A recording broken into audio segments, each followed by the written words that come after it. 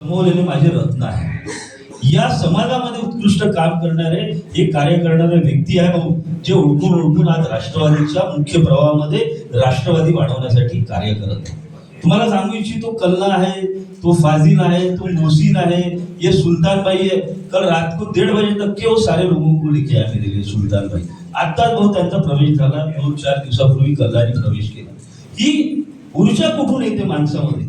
ते ऊर्जा तिथनं येते की आपण जेव्हा एखाद्याला मान सन्मान देतो, in every action there is equal and opposite reaction. तुम्ही चांगलं द्याल तर तुम्हाला चांगलंच मिळेल. परमेश्वराने ताकद तुम्हाला दिलेली आहे हे चांगलं करण्यासाठी, लोकांच्या भावना जपण्यासाठी. त्यांच्या समस्येमध्ये आपण कुठेतरी त्यांना एक मदतीचा हात द्यावा, यासाठी परमेश्वर ताकद देते असं मला मान्य माझं म्हणणं आहे आणि मी मानतो. आणि ही शिकवण मला अनिल भाऊच्या माध्यमातून अनेक प्रेरणादायी जे लोक मला विविध माझ्या पैलूवर मिळाले त्यांच्या माध्यमातून मी शिकलो.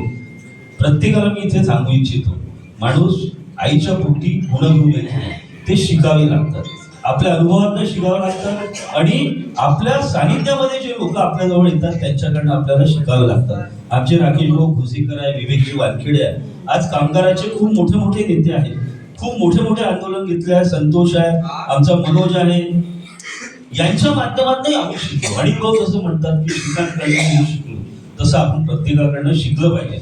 आणि सगळ्यात महत्वाची गोष्ट आहे निष्ठा.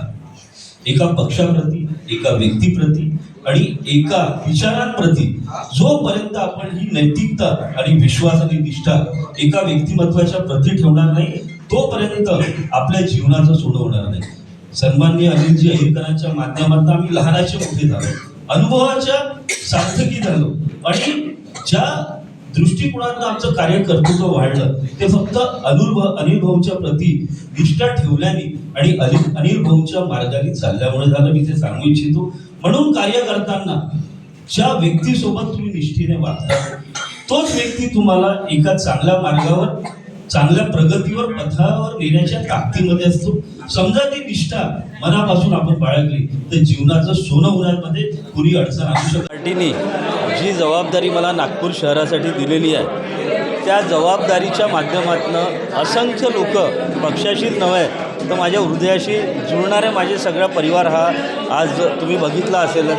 या प्रसंगी माझी जबाबदारी अजून वाढलेली आहे, कारण की शहराध्यक्ष अनिलजी अहिरकर आहे किंवा जे आमचे नेते आहे, जे प्रदेशवर आहे, त्यांनी ज्या पद्धतीने माझ्याबद्दल माझ्या कार्याचा गौरव केला, त्यामुळे अजून अधिकपणे मला ऊर्जा मिळालेली आहे. त्या माध्यमातून राष्ट्रवादी काँग्रेस पक्षाचं अजून चांगल्या रीतीने सर्वांच्या माध्यमातून, सर्वांच्या समन्वयाने आणि त्यांच्या ताकदीने उत्तम कार्य मला भविष्यामध्ये करायचं आहे. आणि राष्ट्रवादी काँग्रेस पार्टीची पताका नागपूर शहरामध्ये एक वेगळ्या ताकदीने मला उभं करायची, हा माझा संकल्प आहे. माझे अनेक असे पदाधिकारी आहे ज्यांना आजचा हा दिवस एक प्रामुख्याने त्यांच्यासाठी मोठा दिवस आहे असं वाटते. हा माझ्यासाठी खूप भाग्याची गोष्ट आहे. आजच्या या असंख्य लोकांचा प्रवेश नागपूर राष्ट्रवादी काँग्रेस पार्टीमध्ये वेगळ्या विभागामध्ये करण्यात आलेला आहे. कारण की कुठेतरी हा संदेश सगळ्यांना मिळाला हवा की राष्ट्रवादी काँग्रेस पार्टी हा एक चांगला दिवसही पक्षाच्या दृष्टिकोनातून तो अधिक चांगला व्हावा, याच्यासाठी मानसिकतेने, विचारधाराने काम करत असते.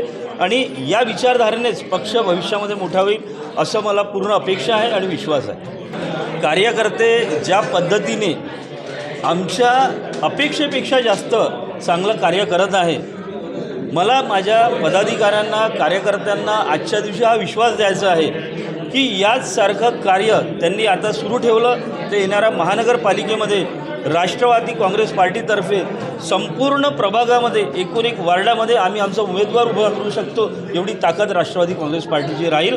आणि आम्ही उभेच नाही तर जिंकूनही आणण्याची क्षमता ठेवू, एवढंच मला माझ्या पदाधिकाऱ्यांना सांगायचं आहे.